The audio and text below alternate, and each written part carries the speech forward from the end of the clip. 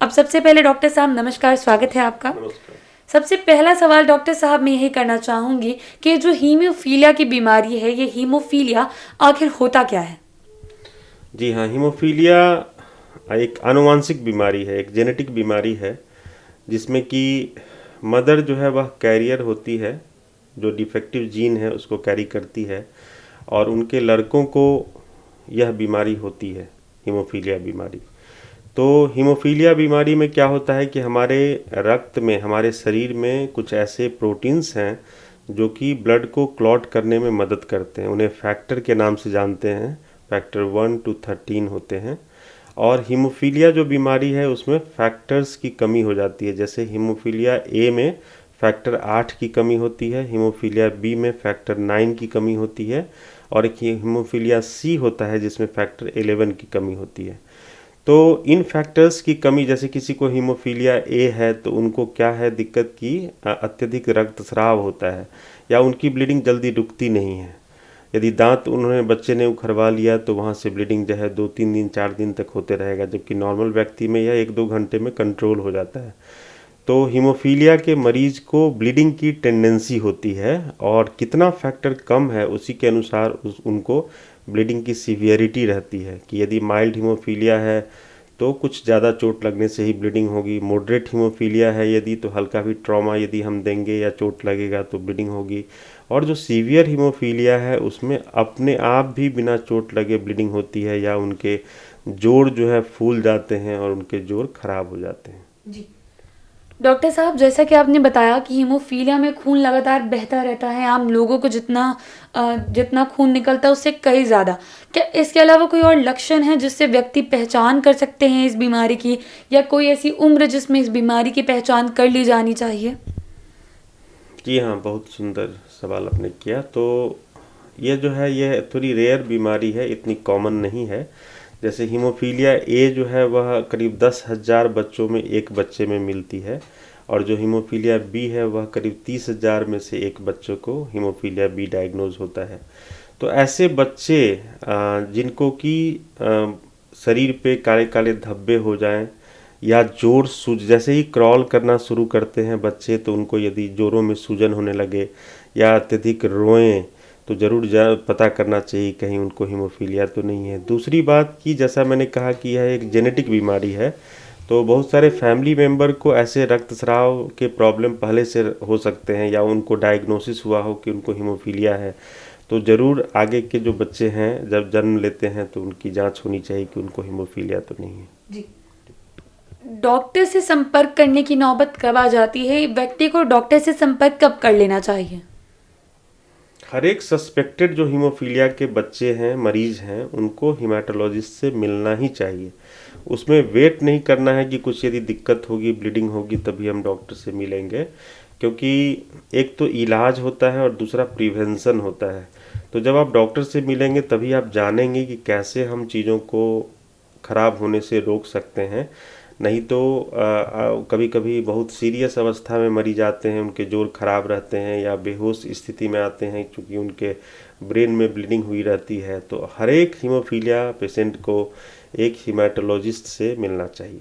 जी doctor साहब, एक अहम सवाल ये है कि जैसा कि अभी आपने बताया कि ज़्यादा देर कर डॉक्टर के पास नहीं पहुंचना चाहिए, तो ये जो बीमारी है हीमोफीलिया, ये कितनी ज़्यादा खतरनाक हो सकती है कि अगर इलाज देर हुआ तो ये दिक्कतें आ जाएंगी?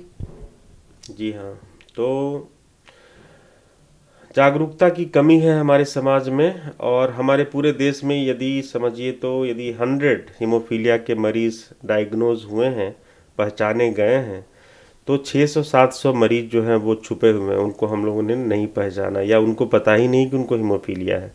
तो इसलिए हर एक व्यक्ति जो इसको सुन रहे हैं उनको शेयर करना चाहिए यह इन्फॉर्मेशन सभी लोगों के साथ, ताकि सभी जो हीमोफीलिया के मरीज हैं उनको या उनके अभिभावक हैं या उनके परिवार के लोग हैं उनको इसकी जानकारी हो कि कैसे हम जानें कि किसी को हीमोफीलिया, हमारे परिवार में किसी को हीमोफीलिया है या नहीं है। और जैसा कि मैंने बताया कि रक्तस्राव, अत्यधिक रक्तस्राव जो है वह एक सिम्टम है हीमोफीलिया के। और दूसरा, यदि किसी फैमिली मेम्बर में, जैसे किसी के घर में मामा है, उनको रक्तस्राव ज़्यादा होता है या डायग्नोज हुए हैं हीमोफीलिया, तो ज़रूर जो भी बच्चे हैं, लड़के हैं खासकर, उनको ज़रूर जांच करानी चाहिए कि हीमोफीलिया तो नहीं है। जी। डॉक्टर साहब, इस बीमारी के जो भी मरीज होते हैं उन्हें किन बातों का खास ख्याल रखना चाहिए? तो सबसे इम्पोर्टेंट तो है कि हीमोफीलिया, जैसे मैंने बताया कि उनको ब्लीडिंग की टेंडेंसी रहती है। तो कभी कभी तो बिना चोट लगे, या ज़्यादातर मरीज ऐसे होते हैं जिन्हें बार बार चोट लगने से रक्तस्राव होता है। तो चोट से बचें, पहली चीज़ कि हम ऐसा कोई काम न करें जिसमें चोट लगे। घर में इन चीज़ों को ना रखें जिससे कि बच्चे को चोट लग सकती है। बच्चे को पलंग पे या चौकी पे छोड़ के कहीं बाहर ना जाए, क्योंकि गलती से यदि वह गिर गया तो उसके सर में ब्लीडिंग हो सकती है, उसको अत्यधिक रक्तस्राव हो सकता है। कोई भी शार्प चीज़ जो है, वह जैसे टेबल का कोना है, यदि शार्प है, यदि दांत उसमें लग जाएगा बच्चे का, तो वहाँ से बहुत ज़्यादा ब्लीडिंग होगी। तो इन चीज़ों का ख्याल करें, खुद से सोचें कि हम अपने बच्चे को, अपने हीमोफीलिया के मरीज़ को कैसे हम चोट से बचा सकते हैं। दूसरी बात कि बच्चे को अत्यधिक रक्तस्राव की टेंडेंसी रहती है, तो कभी कभी दर्द होता है तो हम लोग NSAID नामक दर्द की दवा दे देते हैं, जैसे डाइलोना है, ब्रूफेन है, नाइस है।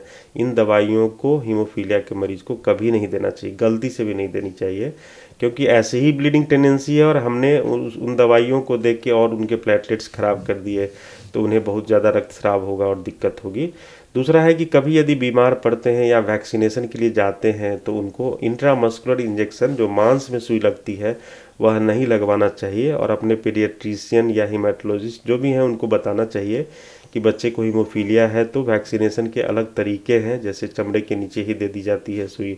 तो इस तरह से हम लोग बचा सकते हैं। और अर्ली डायग्नोसिस बहुत इंपॉर्टेंट है कि किसी को हीमोफीलिया है तो प्रिवेंट करें, ट्रॉमा, IM इंजेक्शन, NSAIDs, और कभी भी रक्तस्राव जैसे होता है, शुरू हो गया, तो हम लोग फैक्टर लगवाएं नज़दीक के किसी सेंटर में।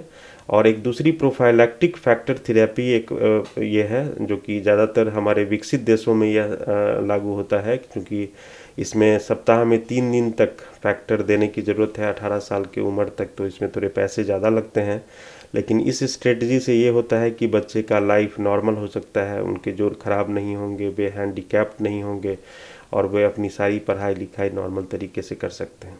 एक अहम सवाल डॉक्टर साहब ये है कि अगर मान लीजिए कोई हीमोफीलिया का मरीज है, उन्हें किसी तरीके से अब चोट लग जाती है, तो आगे खून का जो बहाव है उसे कैसे रोका जा सकता है? इलाज क्या दिया जाएगा? तो जैसे हीमोफीलिया के मरीज हैं और उन्हें ब्लीडिंग की टेंडेंसी है, चोट लग गया, ब्लीडिंग हो रहा है, अत्यधिक रक्तस्राव हो रहा है, या जोड़ सूज गए और दर्द हो रहा है, तो ऐसी परिस्थिति में हम क्या करें? तो 2 तरह के इलाज हैं जिनको हम लोग, एक पहला है जिसको हम लोग राइस थेरेपी कहते हैं, RICE। तो R का मतलब होता है कि जिस पार्ट में चोट लगा है उसको हम लोग रेस्ट में रखें, ज़्यादा हिलाएं डुलाएं नहीं। जैसे पैर में यदि चोट लगा है तो उसको रेस्ट में रखें। आई का मतलब है कि हम आइस अप्लाई करें, जैसे बर्फ़ के टुकड़े को कपड़े में बांध के और चारों तरफ से जोड़ को हम लोग कंप्रेस करेंगे, उसको सेकेंगे बर्फ़ से। डायरेक्ट बर्फ़ नहीं स्किन पे लगाएंगे, जबकि एक तौलिए में बर्फ़ को बांध के और उसको हम लोग सेकेंगे। तो उससे क्या होता है कि बर्फ़ अप्लाई करने से वहाँ सूजन कम हो जाता है, दर्द आराम हो जाएगा, जो ब्लीडिंग अंदर है वह भी रुक जाता है। और सी का मतलब है कंप्रेशन, कि उसको हम लोग एक कंप्रेशन बैंडेज लगा देना है ताकि वह कंप्रेस्ड रहे और ब्लीडिंग बढ़े नहीं। और ई का मतलब है एलिवेशन, मतलब उस पार्ट को थोड़ा सा उठा के रखना है। जैसे यदि दाएं पैर में चोट लगी है तो दाएं पैर के नीचे हम लोग एक तकिया रख देंगे ताकि वह ब्लीडिंग जो है वो कम हो जाए, सूजन कम हो जाए, दर्द कम हो जाए। तो ये तो है राइस थेरेपी, जो कि हर एक परिवार के लोग जिनके घर में हीमोफीलिया हैं, हर एक माँ जिनके घर में हीमोफीलिया बच्चे हैं, उनको जानना चाहिए। और दूसरा होता है कि किसी को ब्लीडिंग हो गई तो फैक्टर देना है, फैक्टर थेरेपी। जैसे हीमोफीलिया A है तो फैक्टर 8 दिया जाता है, फैक्टर 8 दिया जाता है।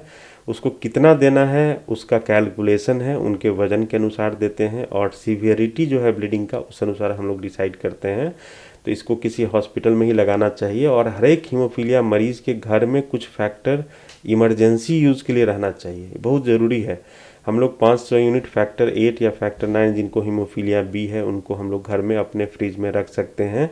और बहुत सारे ऐसे अभिभावक हैं जिन्होंने सीखा है कि इमरजेंसी में कैसे हम अपने बच्चे को फैक्टर लगा देंगे, फैक्टर IV दे देंगे, और इससे मरीजों की जान बचती है। यदि कोई बच्चा बेहोश हो गया घर पे और उसे हीमोफीलिया है तो ज़्यादा चांस है कि उसके सर में ब्लीडिंग हुई होगी, जब तक आप हॉस्पिटल आइएगा, डॉक्टर देखेंगे, डिले होगा, लेट होगा, तो आप घर में ही कुछ फैक्टर लगा दीजिए यदि आपके पास है तो, यदि आप जानते हैं कैसे देना है, नहीं तो किसी को बुला लीजिए मदद करने के लिए, और उसके बाद आप घर से निकलिए, तो ऐसे बच्चों को बचाया जा सकता है।